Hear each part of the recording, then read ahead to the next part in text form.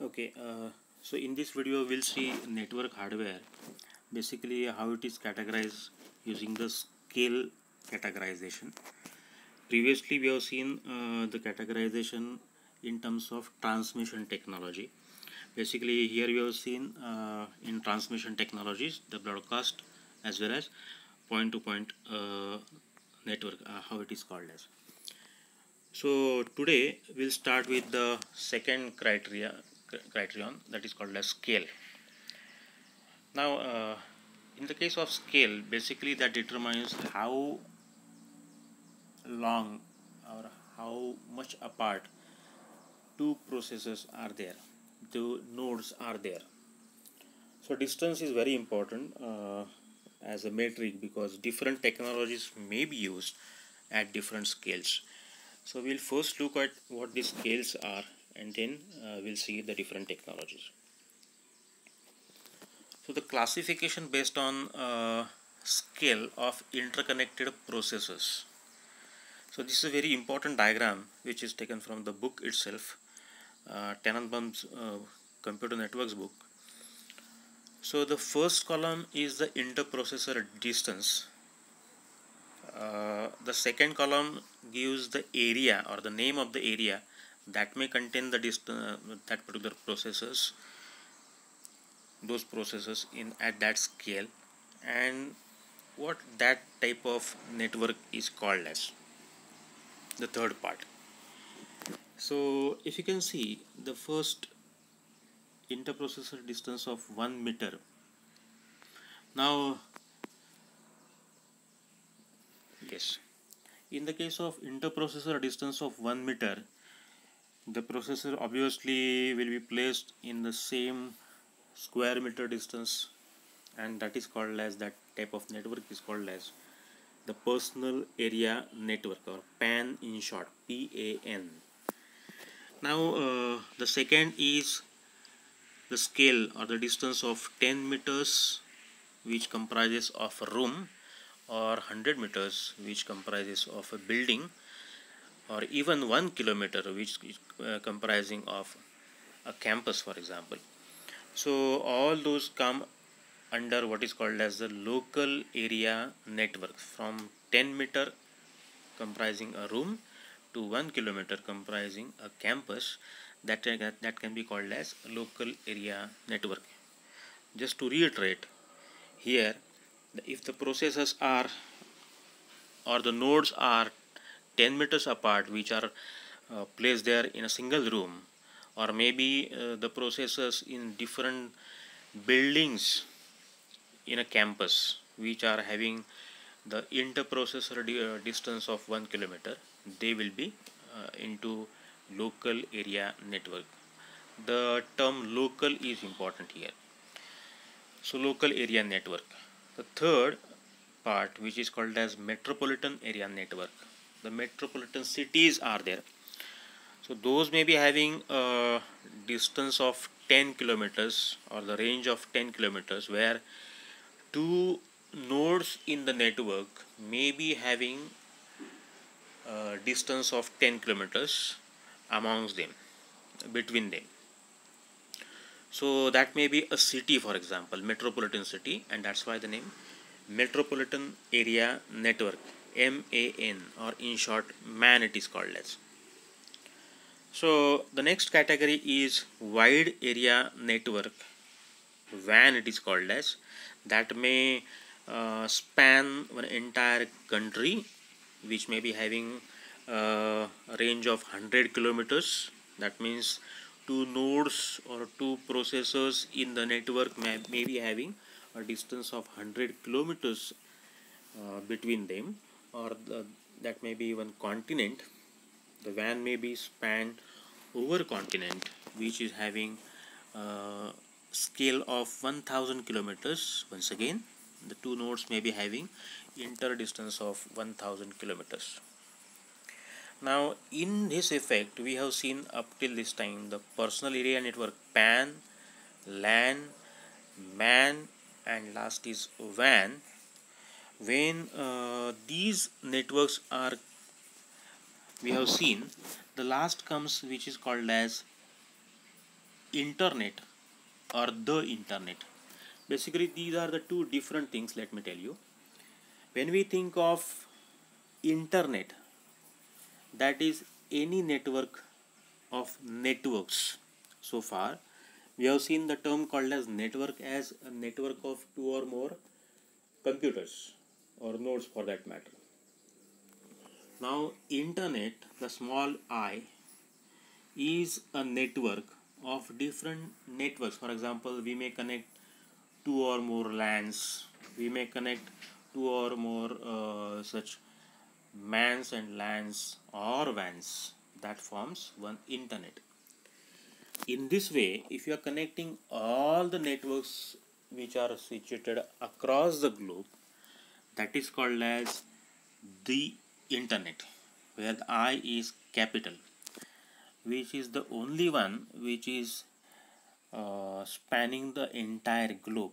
So, internet is a generic term that gives you a concept of network of some networks. There may be two networks, there may be three networks for that matter. Any two networks or two or more networks, if they are connected, that is called as internet. But if the internet consists of all the networks across the globe, then it will be called as the internet. I is capital. So that is one unique thing. That is the distinction between them. So we'll come into the first type of network, which is based on scale, that is PAN, personal area network. Now, most of the times the PAN utilizes the Bluetooth technology. One very good example, you may be having a computer where the keyboard or the mouse or even the printers or scanners, the peripherals like that, which are connected to the computer using Bluetooth technology. There are no such wires, and most of the times you may see that the different peripherals that you have just mentioned will be almost in the range of 1 to 2 meters at max, even though the Bluetooth supports the range of 10 meters or sometimes even beyond. So they'll be mostly into 1 to 2 meters, and that's why it is called as personal area network. Now, in the case of next technology, that is local area networks, the categorization, here we may basically be having interprocessors which are situated, as we have just seen, in the range of 10 meters in the same room, for example. So basically these processors, computers or nodes may be connected to a central device which is called as access point using for example a wireless technology. And in this context, the protocol or the standard which is used for this wireless connection is called as IEEE 802.11 or Wi-Fi, wireless fidelity, Wi-Fi. So the connection may be wireless, where there is one access point which simply broadcasts the signals to all the machines in the range which are connected to that access point, or altogether a different scenario where the different nodes are connected using wires, as we have seen previously, using a device called as Ethernet switch. The meaning of that we have seen previously. There will be some RJ45 ports as shown in the figure here, and there may be some uplink which is going to some other network as well. So this is LAN. Now in the case of LAN, as we have just seen, one device switch that is used to connect to individual machines as well as to other networks. One important point here is the distinction between physical versus virtual LANs. So physical LANs are the LANs, for example, as they are seen, the machines may be there inside a room, and those form the physical LAN. But we may sometimes want to form or require what is called as a virtual LAN. The meaning of virtual is simple, as you know. the thing is perceived to be, but which is not actually as it physically. So in short, VLAN it is called as. Why we require VLANs? For example, imagine a scenario when there may be machines or computers of two different departments in the same room for some organizational matters, for example to save money or any other reason. So two different departments are having their machines in the same physical room, but to manage the networks it will be very good if you can have these two different machines of two different departments at least virtually separate, and that is made about by coloring the ports of the switches using different colors. For example, now coloring means internally the addresses will be managed by the switches, so we may have specific colors for engineering department, the machines connected to engineering department, and we may have altogether a different color. For example, red and blue. Red is for engineers and blue is for, let us say, management. Now whenever the, as we have seen previously, whenever the message is, for example, broadcast, it will only be broadcast either to engineering machines or the management machines.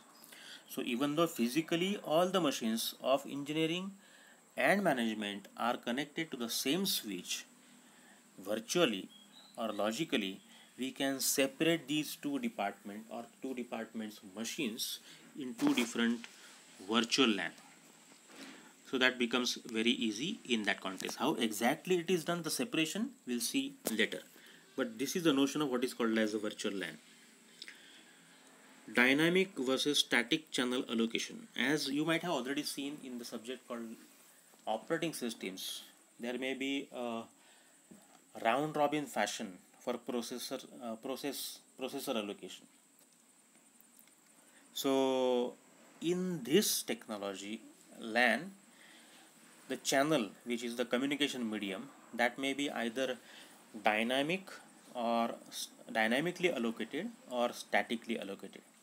In the case of static allocation, each node is allocated its time slot whether or not it uses it. So every node will be given a particular time slot.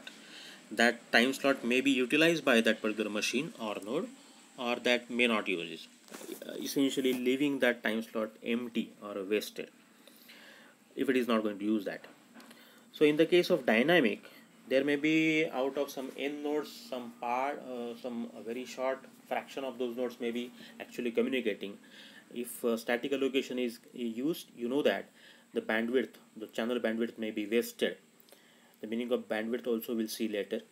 So ultimately the resources may be wasted, and that's why in the next technology, which is called as dynamic channel allocation, is used, wherein only the communicating nodes may be given the time, maximum time. This is what is called as dynamic allocation. And these two techniques, out of these, the dynamic, in the case of dynamic method, the channel allocation may be centralized or it may be decentralized. There may be either one particular node which is managing this dynamic allocation, or the responsibility of the channel allocation in dynamic fashion may be distributed to some more machines. That is called as decentralized. There is no specific node for that.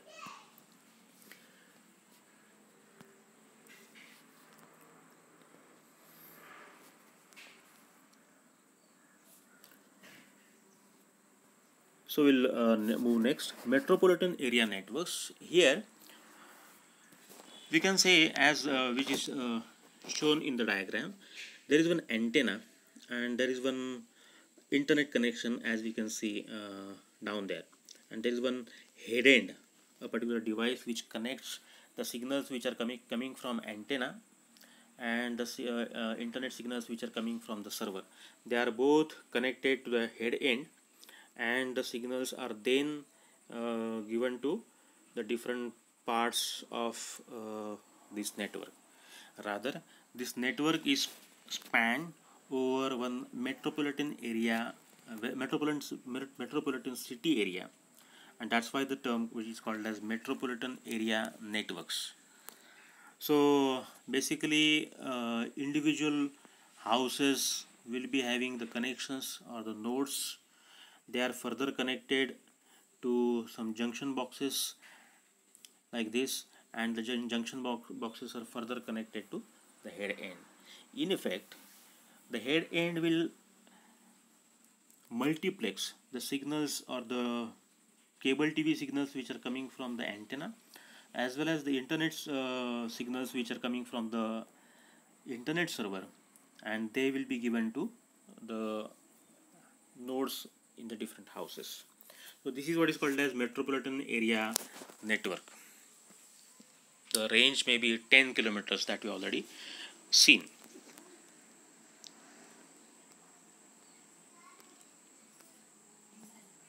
As like this, the range for metropolitan area network may be 10 kilometers. Now the next part is wide area networks, or WAN it is called as. In the case of WAN, we know that WAN may be spanning over a country, or that may even be spanning over a continent. So once again, the range is just to give you a glimpse of. In the case of wide area network, the country or the continent, the ranges or the distances between different nodes that may range from 100 kilometers to 1000 kilometers. So here one example of an Australian WAN where the cities of Perth, Brisbane and Melbourne, they are having different LANs at those cities, maybe of the same organizations, and that organization has got different lines which are connecting the different LANs. That form, the connection or the network of these three LANs now forms a WAN, a single WAN for that particular organization, for example. Now, in effect, the devices which you are seeing here are the routers. Now, when this particular LAN wants to communicate with this particular LAN, there may be a direct line which is connecting to that, or there may be one indirect path which is connecting to, once again, the same network.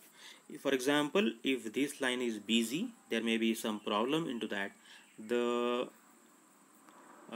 Perth LAN may communicate with the Brisbane LAN using the LAN in Melbourne. Now this is what the decision which is taken from the router which is present at Perth. So previously we have seen the duty of routers. So in effect, this is one example of WAN where a shaded portion is called as a subnet, and that subnet basically means the routers as well as the communication lines which connect the different parts. Now the word subnet will be having a different meaning when we see the network addressing. So until that, we'll see take the meaning of subnet as the collection of routers as well as the communication lines which connect those routers in a network. So the next situation of the same WAN which is now connected through the internet. Here there are no specific lines of the company which are connecting the individual networks. Rather, the internet is used to connect the different routers. Now this is the example that we have seen previously, concept called as virtual private network. Here the different LANs which are owned by a private company are communicating with each other over a public network which is called as the internet, but keeping the privacy, and this is made about by encrypting the connections, thus making them virtually private. So encrypting means that, as we have already seen in short, even though the message while it is being transmitted is accepted by, taken over by somebody else because they are being transmitted through the public network.